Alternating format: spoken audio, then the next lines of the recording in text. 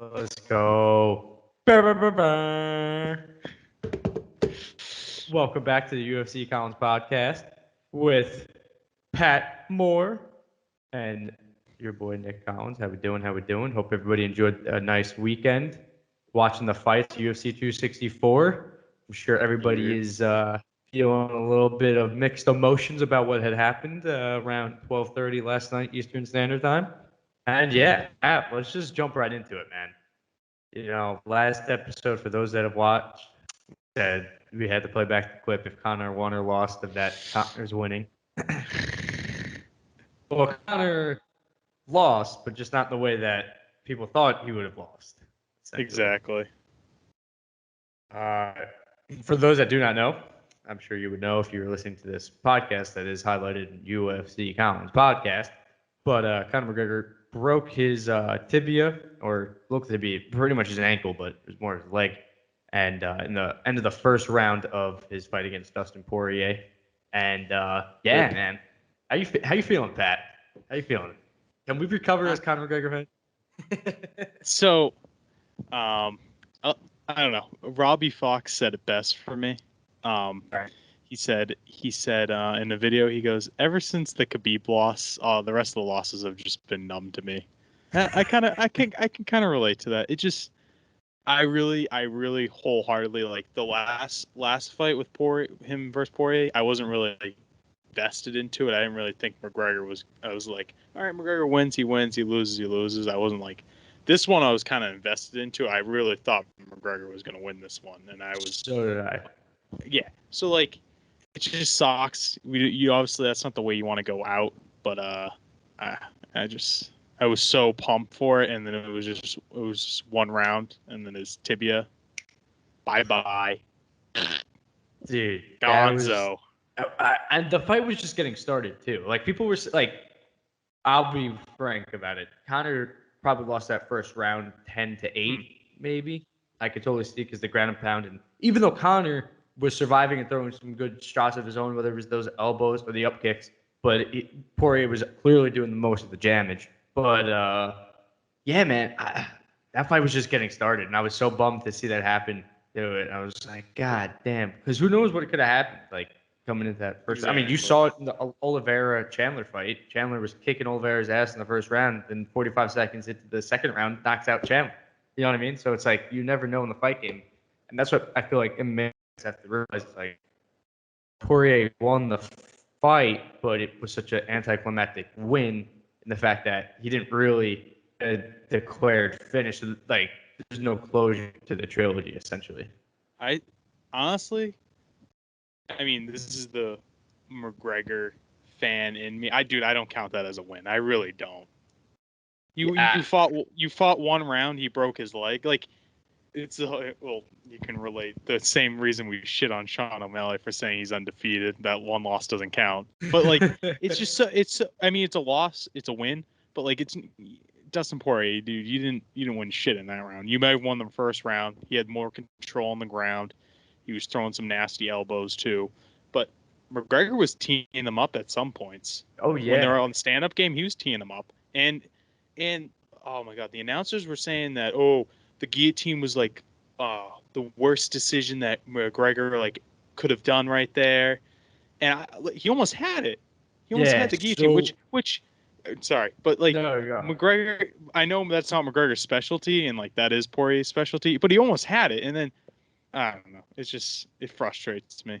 No, it definitely was a little bit lopsided in that situation. Although I will say that was Conor's probably biggest downfall was jumping onto his back.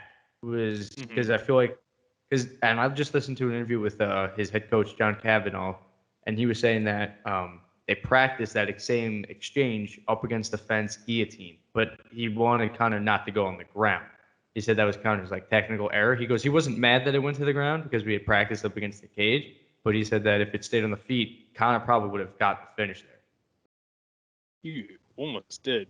And then I thought that was deep. Even though when he took it to the ground, I wasn't mad because I was like, oh shit, he might have it in. And then that other hand got out. I was like, so he just has pretty much essentially a headlock at that point.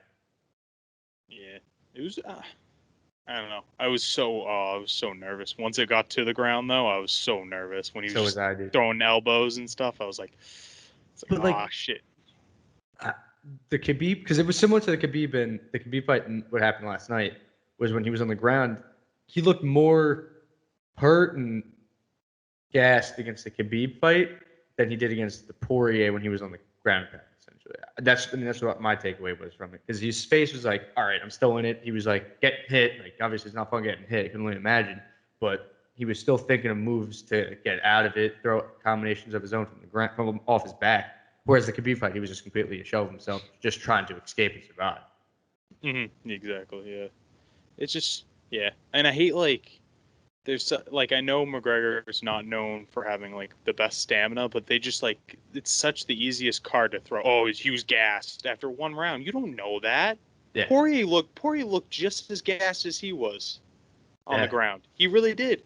And then they're just like, oh, he was gassed. He was gonna get finished no matter what. You don't know. You don't know. No, you don't know. Like, I don't know. It was very back and forth, because like I had to watch the fight. I watched the fight twice today, and obviously when I watched it live last night, and I had a lot of takeaways from it. First of all, we should just say this now. I texted you this earlier. His head coach said that Conor sprained his ankle in camp, had a pre-existing injury during the the training camp, and then they saw a doctor a few weeks before the fight for a CT scan on the ankle or whatever, and they said that CT scan came back negative, like nothing was to be concerned about, the doctor told them, and then that has what probably led to the injury last night. Now, Poirier saying that it was a kick. I looked at the kicks. I only literally sometimes I covered the top of the half of the screen just to see the kick, where they would land, and see Conor's facial reactions, and I didn't see anything out of the ordinary to where you because you have a squint in your face if you feel a bone break or and it didn't look. I mean, unless Conor just has a straight poker face, which I can commend him for. But it didn't look anything of it. Like even his footing was still there, I think, because I feel like if you're fractured, you could tell something's off in his movement. But he was still pretty quick, and that's when he got into that clinch exchange and whatnot.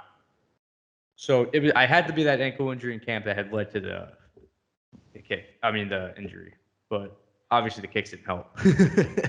Dude, because he was throwing those kicks, dude. Dude, yeah, he was connecting. Dude, I love when he came out with the 2 hook kicks.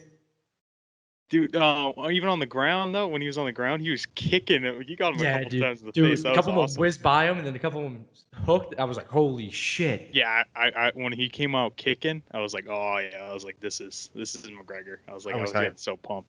I was so hyped, man. And then when he was throwing and I loved when he came out and started doing the light kicks, little here's your own medicine from last time. I love that, and then I was just like, "Fuck." And they were hurting Poirier too. I don't care what Poirier says. He said that shit was hurting him.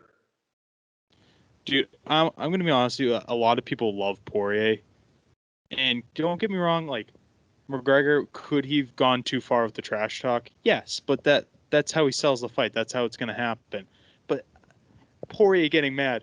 Oh, when you bring murder into it, that's when it's too far, bro. At least say when he called your girl a hoe, that's when he went too far. That's when, exactly. You know what I'm saying? When he said she was in his DMs, that's when it went too far, not the murder part. Exactly. What? You got to think, you're going to a cage, and you're a veteran. When you step into a cage against the man that's going to punch your face in, they're coming for that kill instinct. I don't care how nice you are to the guy. They're coming to take your head off, which you could die.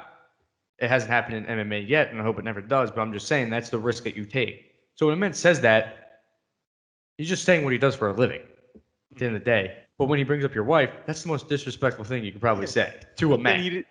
Then he goes, my wife is a solid woman. She'll never budge like that. I'm like, what? That's when I'm more pissed. I don't care about you can kill me all you want. Just don't say anything disrespectful. You know what I mean? That one line though he had about karma's not a bitch, it's a mirror. That was deep. That was nice. That was dope. I was like, that was a good line. And then when he told the fans to suck his whole asshole. Yeah, and then fuck, what else was I gonna say? Yeah, that was a cool. Yeah, I respect him for that, but I didn't know.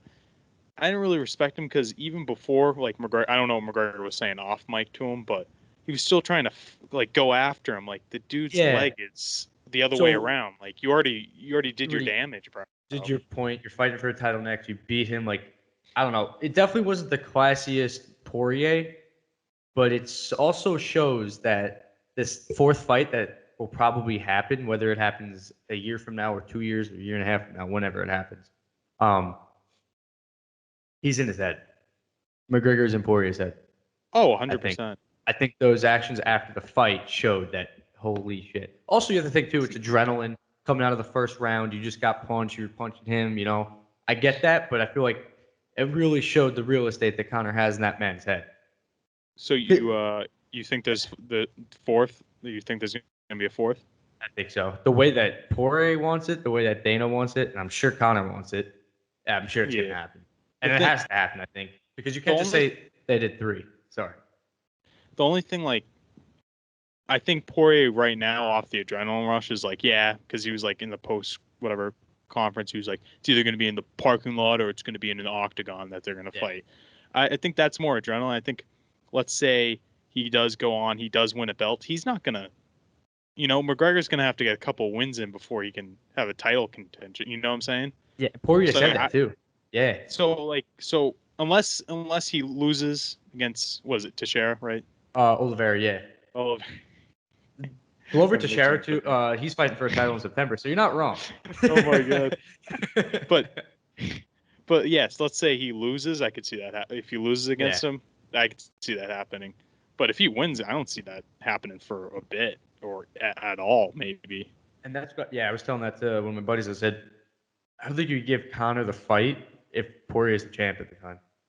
I think you have to get him, like, he has to get a win behind him first before he can fight Poirier for the belt. I mean, but let me tell you, if Poirier McGregor 4 is for the lightweight title, oh man, that's just even better.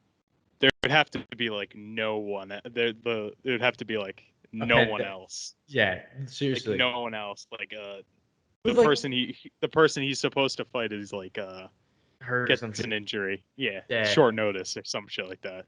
And if we want to go down the rabbit hole, who do you think Conor should fight next, or as a tune-up fight, I guess? Rafael dos Anjos. I think that's a perfect fight for him to come back to, whether it's later in the year, because RDA was the backup for this fight, whether whatever happened, injury or weight miss, whatever.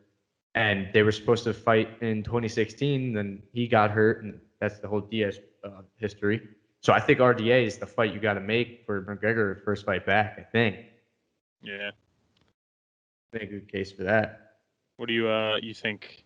Let's say Poirier, let's say he does win the belt. Do you think Conor will get a fight in and then maybe look at his options, maybe Diaz 3 trilogy? Yeah, I think that's always going to be there. Yeah. You know? Because you guys also got to think, too, where Diaz is going to be at. Mm-hmm. Because who's to say? I don't know. It's tough because I feel like I could just book that time. And I would like the Diaz fight before the Poirier fight, in my opinion. Because I feel like now is the time. Because you got to think, right? 3 biggest stars in the UFC, Jorge Masvidal, Nate Diaz, Conor McGregor, are all 0-6 in their last fights. Jesus. And or combined rather, 0-6. Both on 2-fight skin. So I think you got to do Diaz, McGregor, and that's a big stipulation, both in the skid. I mean, whose stock's going to rise, whose stock's going to fall? Nobody's really, because they're both still entertaining, because it's going to be a great fight. But, yeah, I want the Diaz fight before Poirier. What about you? What are you thinking? I don't know. Part of me, I hope Conor's like, I don't want him to be washed. You know what I'm saying? Yeah. I don't know. Depending how this injury, how the recovery goes, I could totally see him just being done. Yeah, completely. I could see him being just. This is what I was texting my friend Mike. I was like, I could just see him just being that guy that's just like, is he gonna come back? And then him just talking shit on Twitter nonstop, but him never actually coming back. I could see that too, and I wouldn't be mad about that because he has nothing else to prove. I think, like, no, you have the 2 belts. You have the money. You have exactly what you wanted for, or asked for, rather, when you came to the UFC in 2013. So it's like you fighting Poirier for the 4th time is just good for you, but it's not really good for your legacy, essentially. You know what I mean? I was saying, my first initial reaction at the fight when I texted you this was like, I hope Conor's done. Like, I just hope he retires because He got 20 million from this fight. Who knows what after the pay-per-view buys are going to be like? He's going to get more on top of that. He got $600 million in the bank, north of that probably. So what else does he have to prove? I don't think he has anything else to prove. I mean, if he wants, I want him to become champion. I want him to do all these things. But essentially, he's such a unicorn in the sport, and has put the sport on the map of where it's at right now. Where I don't think he has to prove it. You know what I mean?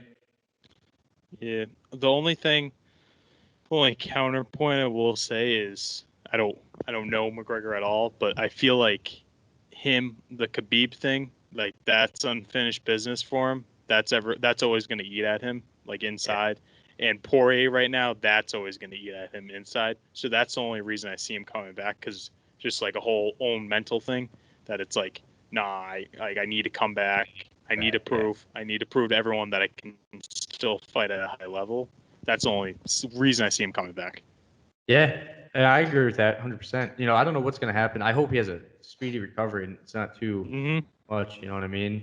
I mean, we saw two great champions, Weidman and McGregor, have similar injuries this year. But, yeah, man. I don't know. I have such mixed reactions to it, and then I don't at the same time. It's like, all right, what's going to happen next? That's all I just want to know. That's all I keep asking is like, what's McGregor going to do next? And we're never going to know until it's announced. You know what I mean? Yeah. He's going to be posting him eating nice scrambled egg omelet or some shit, like, and then a hotel bed overviewing a water in Las Vegas or California, wherever the hospital he's at, you know? And he's going to tease some shit. He's going to tweet something stupid. Although he tweeted something pretty funny last was in Tony Montana. You need people like me. So you can point the finger and say, that's the bad guy. That was great. I love that. Yeah. And dude, Ronda Rousey just tweeted this, was like, we need Conor McGregor. And it's so true, because it's like, oh my God, like Conor McGregor is such a dirtbag. He brings up Poirier's wife. The media loves it that he's hurt, and they're like, what is he going to do next? Is it like what we're talking about right now? Is he going to retire? UFC's fighters need him, and UFC needs him because they make a boatload of money when he's fighting, and they're not making a boatload when he's not fighting. So I think, man, Conor McGregor, I think, is great, because that whole post-fight interview was such a shoot. WWE reference right there. It was such an act. It was great, and he played it off amazingly. Oh, you know what I mean? Like awesome. Coming with the excuse, I was boxing the man's bollocks off. I don't give a rat's ass. Your wife's in my DMs. He's selling the fourth fight. He doesn't care that his ankle's broken. He wants to get up. Joe Rogan's sitting next to him like you do your drunk friend at a bar type of thing. Oh, you know? My God, that was hilarious. That picture, just him going on the ground, going, hey, and then Conor just going fucking to town. And fucking, oh my God, everyone's going to be saying he's like a poor sport or whatever. No, that's just fucking Conor McGregor. He's going to talk shit. With one and a half legs, he's gonna be talking shit. That was amazing. I don't care if we fight. I'll get off the stretcher. Dude, that was great. I don't care if I have to take this outside or in the octagon. I'll finish this. Dude, oh my, that was just awesome. Because it was like, Conor's probably the nicest guy in the world. Like, you saw the true Conor, I think, in the second Poirier fight, that build-up. But this was like a whole, like, Conor McGregor that you know, even though it was corny as shit. But, like, he was selling the fight, and he sold the fourth fight, man. Like, all you have to do for that UFC countdown for McGregor Poirier 4 is just clip him next to Joe Rogan saying whatever he's saying about Jolie Poirier, Dustin Poirier's wife, and how he boxed the bollocks off the dude and kicking the bollocks off him. Like, man, that's all you need. That's the build-up right there. And whatever other bullshit that you have. Dude, I can't wait until, like, the one day where it's kind of like an ESPN 30 for 30 kind of like documentary about McGregor, and they just have, like, kind of like whatever with Michael Jordan, they just go back with him and just go, what was this real? Was this fake? Like, was this beef really real? Or was this, like, when you said this, what did you mean by, like the whole Khabib trash talk? Like, when he was just calling out Noah, how's Noah? Like, that'd be awesome if they were ever do that, man. Yeah, that would be amazing. I never thought of that, like, scenario type thing. Oh. Just go back, fight to fight. Go into his head, like, what do you just hear? Like the art of trash talk. That would be amazing. 30 for 30, the art of trash talk. Have Dana White, Coach Kavanaugh, all his old training partners. Some of the guys he's fought, Like Eddie Alvarez will 100% do it. Eddie Alvarez loves McGregor after the fight. That's the funny part. Dude, that'd be amazing. That has let's be amazing. That I hope it does happen.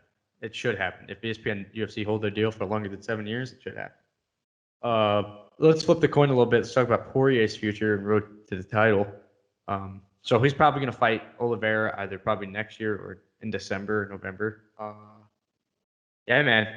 If he wins the title, he's got a couple good opportunities that he could, who could fight Chandler, Gaethje too, Beneil Dariush.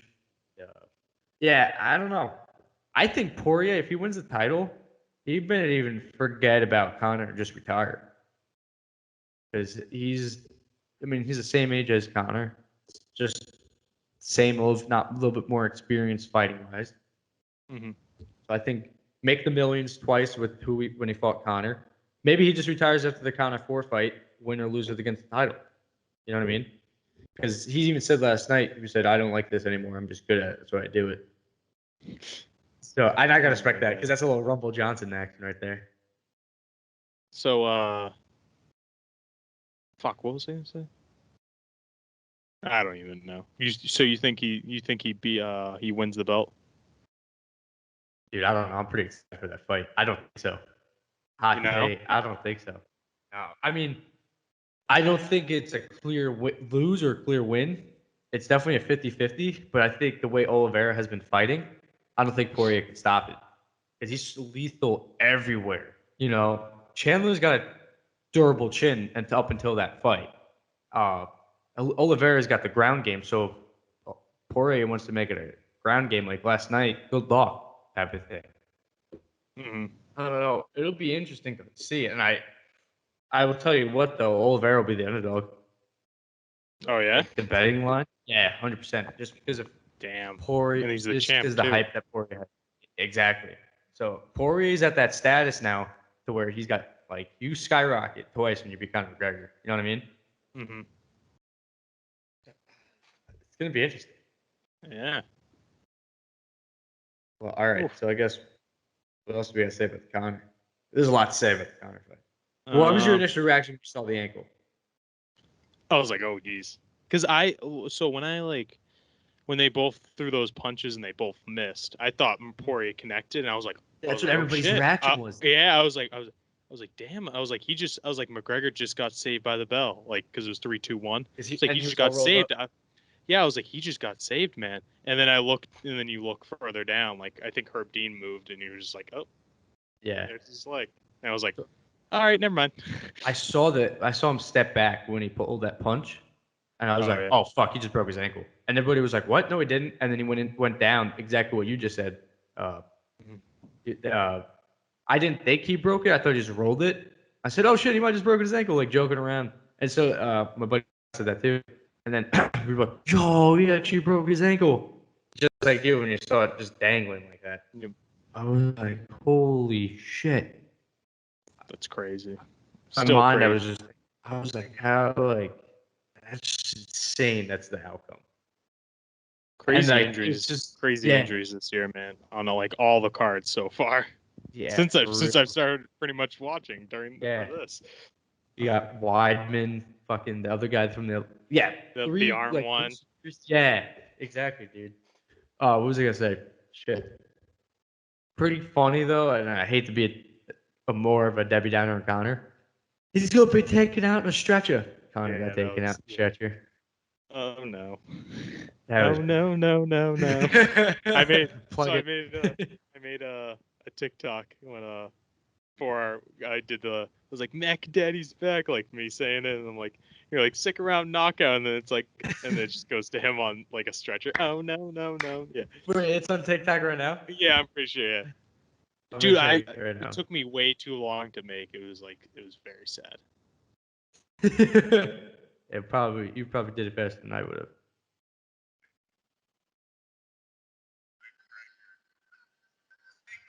Mac Daddy's back. McGregor. Second round. KO.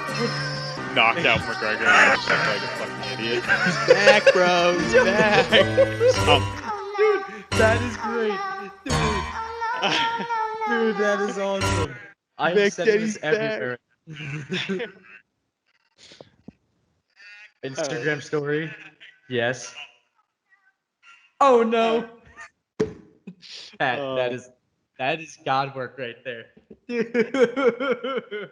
I was taking a fat shit, and I was like, I need to do this, dude. And then as I was taking the shit, I was making this and like trying to get it to the perfect like oh no part for the pictures. Took me so long, and my awesome. It was to the point. It's to the point when you're on the shitter for so long that you stand up and your legs are numb. And you're like, oh shit. Yeah, fell asleep. Your ass cheeks are like shit. They're all red. Yep. You're like, you feel on your toes too at times. Yep. You're like, yeah. That is awesome. Oh, dude, that might have just made my day. Fuck it. I guess that UFCollins Podcast is shadow banned because that never popped up on my For You page or my following page. Yeah, I was getting shit from like. Did TikTok bug out on you the other day? Because I was getting like videos from like months ago from people that I follow. Yeah, it happened. That happens a lot. It'll be like old trends. I'm like, wait, no, this is like a year old. Like, why are we going back to this? Yeah, it's weird. Yeah. So our last TikTok video got like 500 views. Did it really? So yeah, very sweet. I wish our podcast on YouTube would do that, but.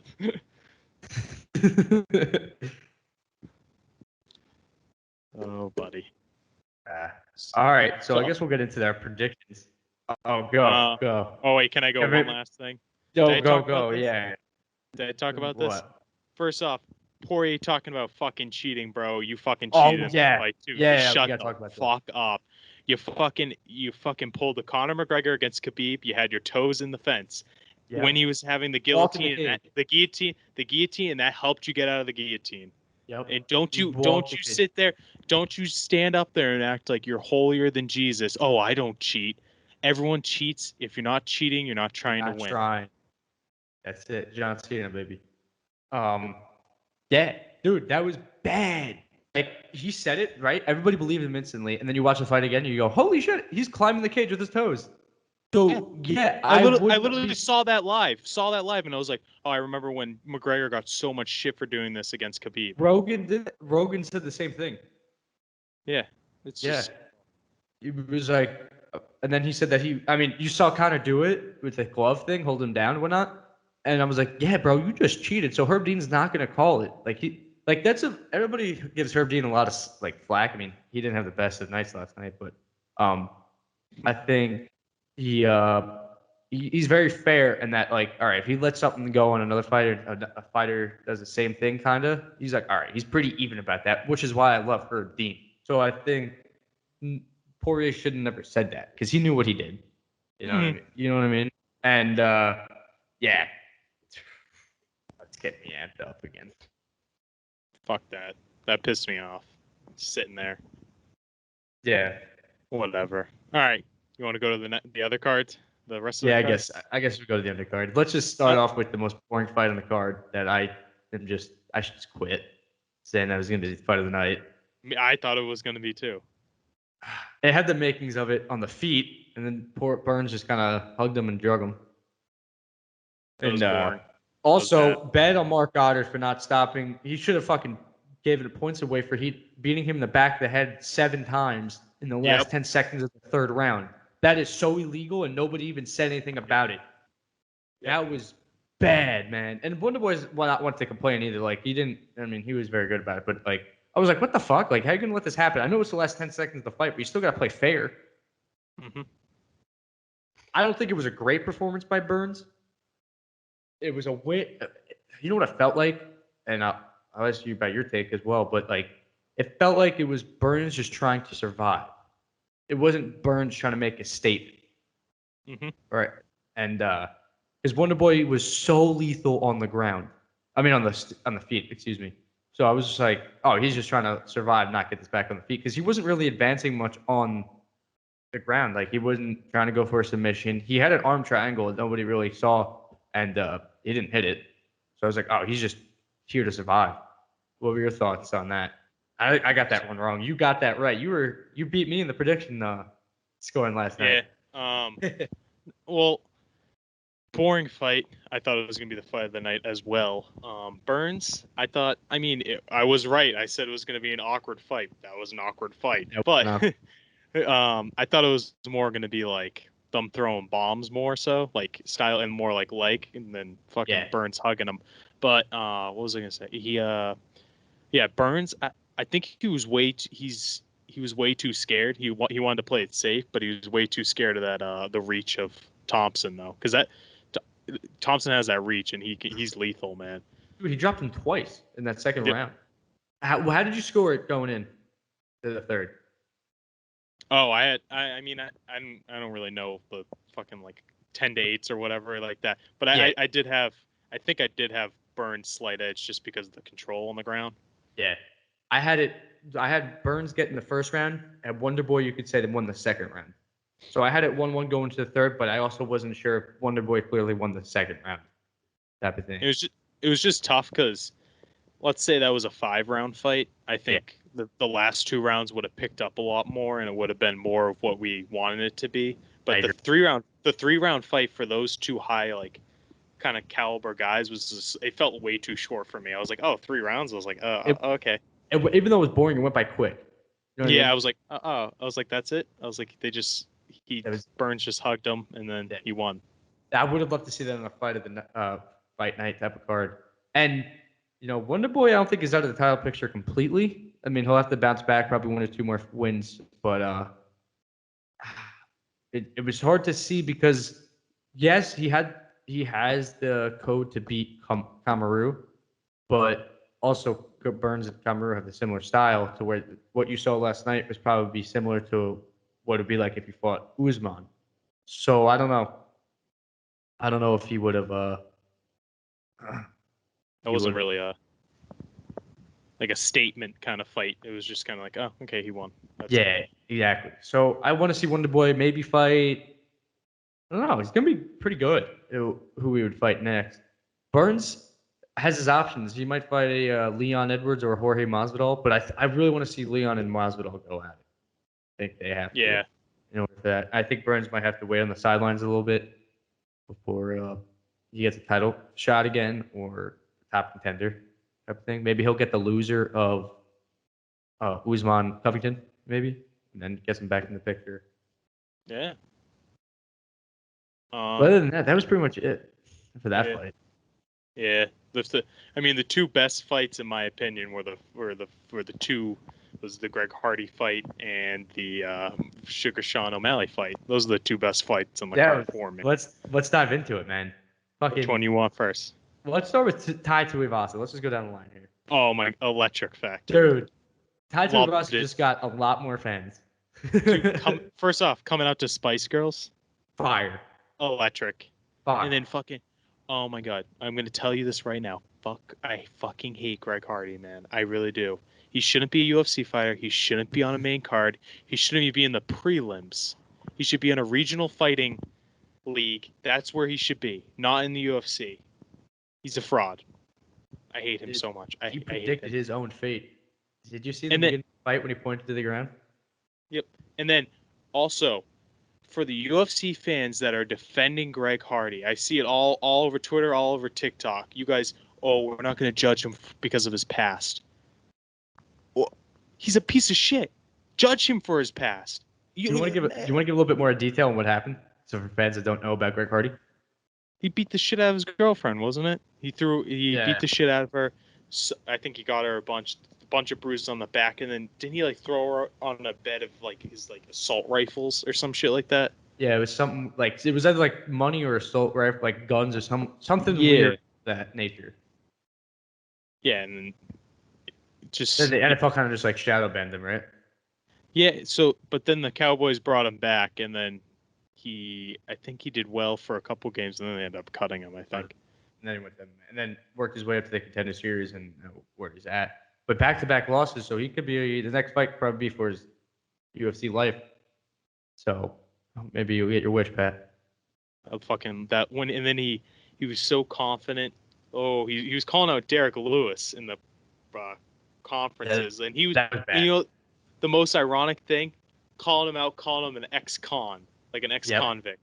Bro, you're bringing up people's past. You should not do that, man. You should not do that. And you should not keep his name out of your mouth. You're not even close to Derek Lewis. Yeah, not even no way. within Derek the same Lewis. You think Tai Tuivasa knocked him out? Derek Lewis will put him on the fucking Pluto. Exactly. Oh my god. Yeah. Loved it. Fucking loved that punch to the face when Greg Hardy went in, thought he was I going will to say, I was a KO. little scared, though. I was scared. Oh, me too. Me too. When he connected Tai, and Tai was doing the chicken dance. And then Tai just freaking hit him right in the face. It was literally like, boom. Out like a light. Out like a light. Hey. With the arm up. And then he was just bugging on the ground. And then just the beers out of the shoes and the boots. Let's go. Did you see him walking back to the locker room? Somebody put the Tabasco sauce in the shoey, and he's like, "What the fuck?" He's just spitting everywhere. Dude, the best is he's going to the tunnel, and the top fans start pouring the beer down from there, and he's catching it all. Oh, Tai Tuivasa was electric, and it was the Nelk Boys' beer and shoe that they threw at him because he's cool with the Nelk Boys. Oh, really? Yeah, because he fought in Fight Island, and that's when the Nelk Boys went. And they were hanging out with him all fight week doing shoeies. That's awesome. And they were boys ever since. That's fucking awesome. But yeah, man, that's a huge win for Tai Tuivasa. Not because of who he beat, but because of the platform he beat it on. And that equals the effect of Conor McGregor. Mm-hmm. If that's a normal fight card, you go, oh, that's a cool knockout. You won't see that highlight. You'll see that highlight for a day. That's it. But it's a Conor McGregor fight card. Everybody's watching it. Everybody's buying it. And they saw that fight, and they're like, holy shit, I remember Tai Tuivasa. Yeah. Because look at what happened to us at UFC 205. We remember Wonderboy Thompson. Yeah. Like, who the hell is this guy? And we remember Misha Tate, too. Yeah, but I just remember that. Him getting out of that guillotine. Dude, tell me when you saw him, when Burns put him in that guillotine, you were like, oh shit, we're about to go. I was saying that to Victoria. I was like, me and Collins. I was like, this is one of the first ones I watched with Collins. Yeah, he did the same shit. He got out of it. Dude, Wonderboy is so tough. All right, I gotta stop. But yeah, man. Let's just go. All right. Well, we can skip. Let's pay our respects to Irene Aldana and Yana Kanutskin. She's got that heavy hand, dude. She's on that Mexican juice, baby. Whatever they put in those pigs and that pork, man. Let me tell you, power, straight power. That was awesome. I picked the other girl? That was Yana, right? Is it Yana? Yeah, I think I did too. Yeah, I picked her. I just picked her purely because she was Russian. She's crazy Russian. Yeah. She wasn't stopping. The fucking the scream before the fight that she had. Oh, when Bruce Buffer was like announcing her, she's like, and then that's it. That's it. She got worked. Yeah. But yeah, man, that was a good fight, good knockout. I think it was a good performance by Irene. But then we'll just go straight to the fight of the night. Let's break this. All right, break it down, and then I have a couple questions to ask you about the fight. All right. Let's hear it. Hometown boy. Was it Kris? Oh, yeah. I don't know how to pronounce his last name. Milford, Mass. Right down the street from me, basically. Didn't know that. How do you pronounce his last name? Is it Moutinho? I'm gonna look it up.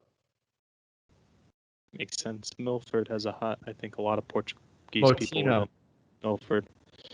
Moutinho. Moutinho? Yeah. Moutinho, yeah. Moutinho. He was a human punching bag. Got destroyed in the face. Took it like a champ. Made of iron. Throw it back to the Rocky versus the Russian guy, and then was it Rocky 4? He's like, he's made of steel. He's made of steel. That's what he was. Freaking getting smashed in the face. I don't think I've seen a more one-sided fight in my life. It was just basically what I was thinking. I was like, is this kid gonna try to dodge something? But he was just eating everything. He's like, boom, boom, boom, boom, flipping off his corner, talking Tim Welch. Shit, talking well, shit. Did you see? Well, Tim Welch was chirping at him. That was funny. I don't know if you caught that. Tim Welch was saying, "Look at him, Sean. He's done." And that's when he gave him the finger and told him to go suck a Yeah. dick. That was awesome. And then Sean O'Malley was saying, yeah, he was just calling me a pussy. Oh, he's saying I was getting tired. Dude, I gotta tell you, that was just like what the fuck is going on? He was just walking Sean down. Like, if you think about it, Sean usually needs to settle to knock somebody out. He had Sean on the bike the whole fight, and then just kept coming forward, man. Like you said, that was a zombie, bro. That dude was a green-headed zombie. Yeah, that was I thought first round I was like, oh, it's over early, and then I was like, second round I was like, he's gonna put him away. Nope. Third round I was like, he's gotta put him away, right? Sean O'Malley, you got that power, man. You should knock him out. And nope. The whole fight, I was telling my boy Scott, I was like, dude, this is bad for O'Malley. Like, being in here this long against this guy. And then the fight continued, and I was like, it's not that bad. Like, Sean is showing other skills that he probably wouldn't have shown on the other guy. And also, this guy Kris is making a fucking statement right now, to where it's like, I'm not gonna come in here and get knocked out in 1, 2, 3. I'm coming in here at least going out on a stretcher, still coming forward, type of thing. Yep. To where Dana respects that, and that's what I was going to ask you your question. That's why Dana, I think, gave them the fight of the night, in my opinion. Yeah. Because I think you could have given fight of the night to Carlos Condit and Max Griffin. That was the fight before the main card, rather. And I thought up until then that was the main fight of the night. And but yeah, so my question I want to ask you: do you think that it should have been fight of the night? I mean, probably, because that was like that's what it started off the main card.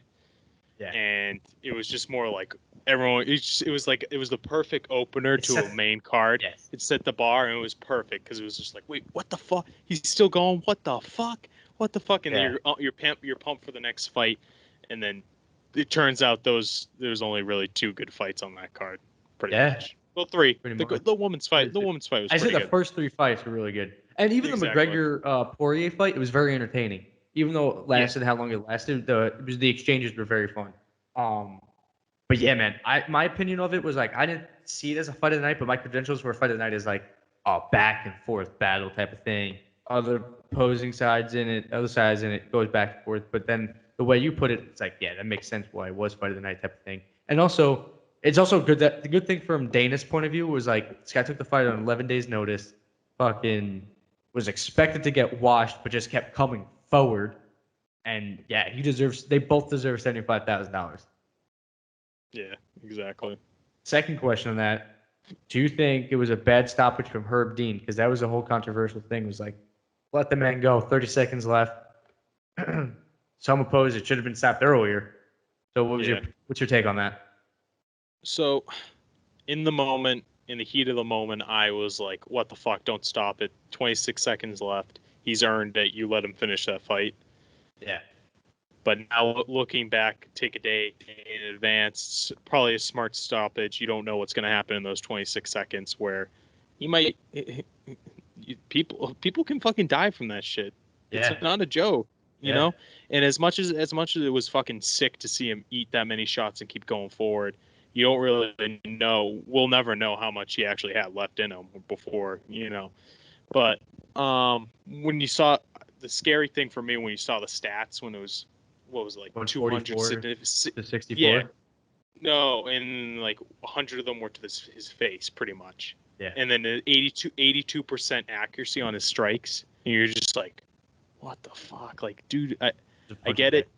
Yeah, I get it. Like UFC, but dude, like you need to incorporate some defense in there if you want to be a UFC fighter, man, and keep going. You need to incorporate some defense because it's only going to get worse from there. 100%. And like that's the thing too, is like I hope he does get another chance in the UFC because he deserves a full fight camp and a true growth opponent type of thing. But people won't forget him if he stays in the UFC or not. Like people will look back at that fight and just think that dude was so tough as nails. And that brings you back to the January 16th fight against Max Holloway and Calvin Kattar. That was like similar fight. Kattar was a little bit more aggressive and knew how to defend a strike now and then. But yeah, man, I thought Herb Dean stopped the fight at the right time. Because before that, the exchange of that combination where he hit him with the 1-2, 1-2 uppercut, I was like, all right, stop this fight. Like, he's knocked out on his feet at that point. He was just like punch drunk. I was just like, and then when I heard the hate on Herb Dean, I was like, no, like, I think Herb did the right thing. Because like you said, remember that, I'm sure anybody that follows fighting or any sports, you go on your search page on Instagram and you see the boxer who's now in a wheelchair. He took too much damage and now he's in a wheelchair. He can't really move. He doesn't have his motor skills anymore. So it's like that's also what you risk, type of thing. Like you said, the CTE, and you can make all the jokes you want, but like that's some serious shit. No, it's facts. What do you think next for Suga Sean? Ooh, he called out like 4 people, right? 5 people? Yeah. Garbrandt, Cruz, Rob Font, Jan. Yep. And I think that's it. One more, right? Yeah, I think it was like 4. I think it had to be. Who else was it? Maybe Sterling? Probably the champ. Oh, I would like. I would love that. That I would love Cody No Love and him. I'd like that. Yeah. That'd be a good fight. I'd like that. I'd get hyped for that. Dude, even Cruz, him and Cruz. I'd like that too. I just want someone. As we were talking in the last one, I want someone. Maybe piece them up, but I want someone. I want a name. I want a big name. You know, someone I want to legit. Because you saw him. Here we go. Yeah. I don't know if this is just me. Maybe I'm thinking about these last couple fights that I've seen of him. I've never seen him really on the ground. Have you? Yeah. So not in MMA. So he does do jiu-jitsu tournaments. Okay. And they called this thing quintet. And right before COVID, he continued. It's like a 3-team tournament with five different guys on it, with like from heavyweights all the way down to flyweights. And it's a round robin type of round robin type of thing. So it's like me and you start off, we're opposing teammates. Say you beat me, my next guy, no matter, say you're heavyweight and my next guy is a bantamweight, what Suga Sean is, he would come in regardless, and you guys would roll in jiu-jitsu. Ooh. So that's what happened. And he submitted a good Hector Lombard. He submitted a legit jiu-jitsu player. Oh, really? Yeah. So like he's got some good ground game. Just mixed in with MMA, I haven't seen it yet. So you're right. Yeah. It's hard to tell because it's easy. It's like jiu-jitsu and wrestling's their own world, but put MMA gloves on it and the fear of punches and kickers and going for takedowns, knees and elbows and shit, it's totally different in how you come about your positions and your submissions. So, yeah, I haven't seen him on the ground either, really. Maybe in an earlier fight against the other tomato can, but he does have some skilled jiu-jitsu. See, I want to see him. I want to see him with he needs to fight a punches and guy. Kicks. Yeah, punches and kicks involved with that on the ground game. I just want to see that because the striking's there, obviously. But 100%. But it's also like you said, like a real guy because he can have a little straight striking against the guy that they signed on 11 days notice and whatnot. Not taking anything away from Kris, but can you hold up against guys that are ranked in the top 5? Like you pulled out guys that are ranked in the top 10. Like Garbrandt's, I think, is 7. Cruz is 8. Jan is 1. Sterling's a champ. Rob Font is 2. Just beat Cody. So it's like you're just gonna jump everybody. I don't know.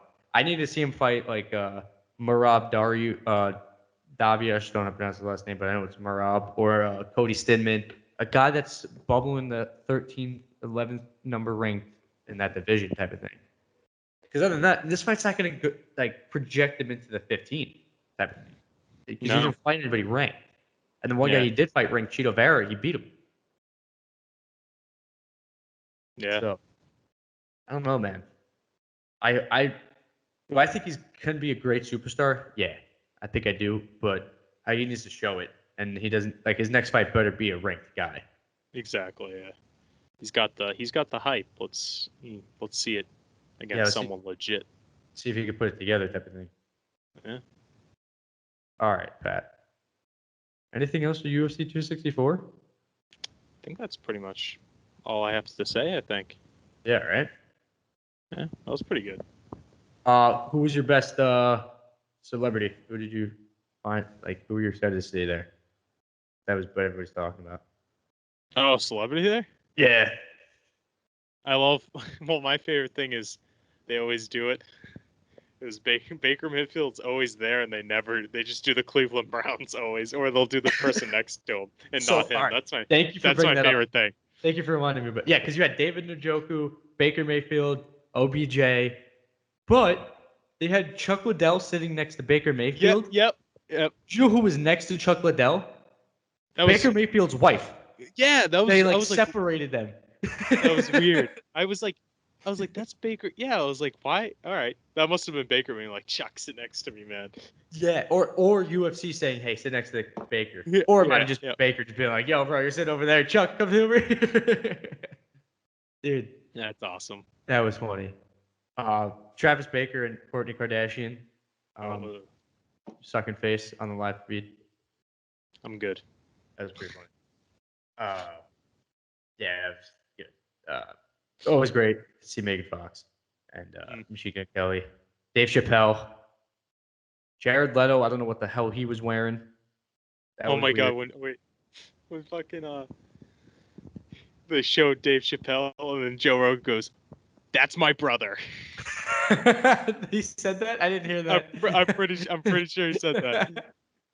Well, they just did 2 shows in Vegas 2 days before, Thursday and Friday. So that's pretty funny. That's my bro. The best is Derek Lewis. They were showing all the celebrities and then Derek Lewis. Oh, man. Derek Lewis posted a video on an Instagram page. All the celebrities were like mingling in this room before the fight or whatever. And Derek Lewis is just devouring fried chicken. He goes, look at all these celebrities. They don't know what great food is. This catering shit. Oh, my God. They can have their flaming yawns. I'll have my fried chicken. That's awesome. Dude. Oh, I love that, man. Fucking A. But yeah, let's look ahead.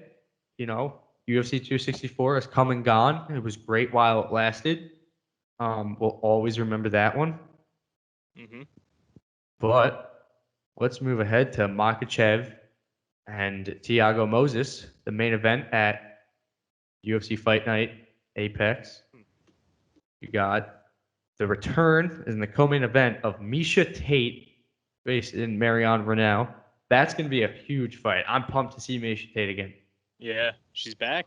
I'm excited, and she looks ready to go, bro. She looks fresh. Looking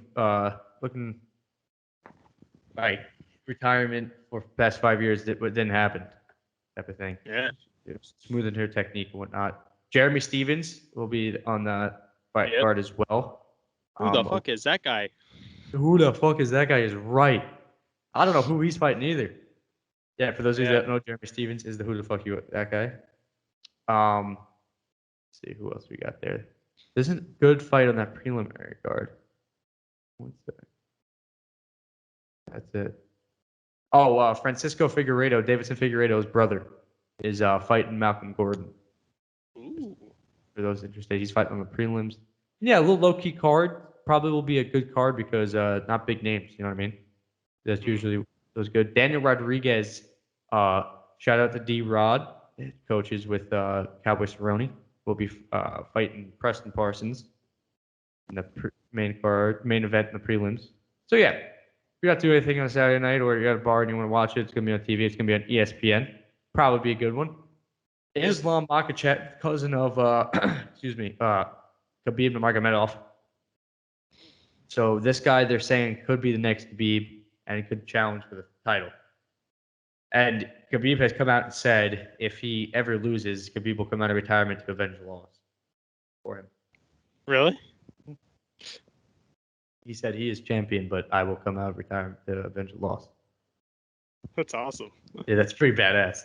Have you seen the videos recently of Khabib coaching? Yeah. And him like yelling at them? Shut up. It was him at DC, right? Yeah. He's like, go, yes, shut up. All of them are doing push-ups and she's like, go, yes, shut up. Go, yes. I love Khabib. Hate him, but I love him. I love him outside of the. He might be my favorite. Yeah. My favorite fighter that I love outside of the octagon, but I hate as a fight. Like as a fighter, I love him as a Yeah, person, exactly. I hate him as a fighter because he's just so good. But it's, don't get me started on that one. Oh my God, McGregor versus Islam in the future. He beats him. Then Khabib has no chance. Khabib has to. Khabib has to. Yeah. Khabib has to. That's the path. That's the path to victory right there. That's the path. McGregor. That is the path. I'm thinking for you, man. I'm thinking for you. Oh, dude. And that could very much be not saying a tune-up fight.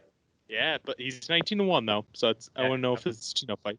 And he's a great wrestler too, so that's Connor's kind of weakness. So. Pat, you just opened up another right there. Yeah. Dude. All right. Islam McGregor. You heard it here first. If it ever happens, you heard it on the UFCollins podcast. Back here. Back here, baby.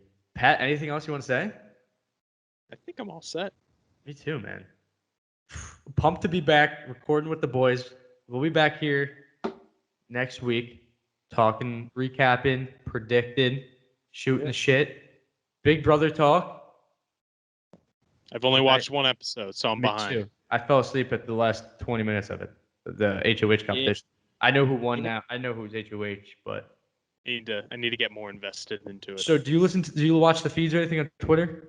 No, I haven't. I need to be like really into it for me to get into the feeds. Okay. I'm not first episode, not really impressed with the cast so far. Just going to be honest. No one where I was like, oh, I need to watch this show for this person so far. Me too. Agreed. Yeah. So I'll let you watch it tonight because I do know because I'm heavily invested in the show. Do listen to the feeds and I do watch the feeds. It got hectic. It's pretty good.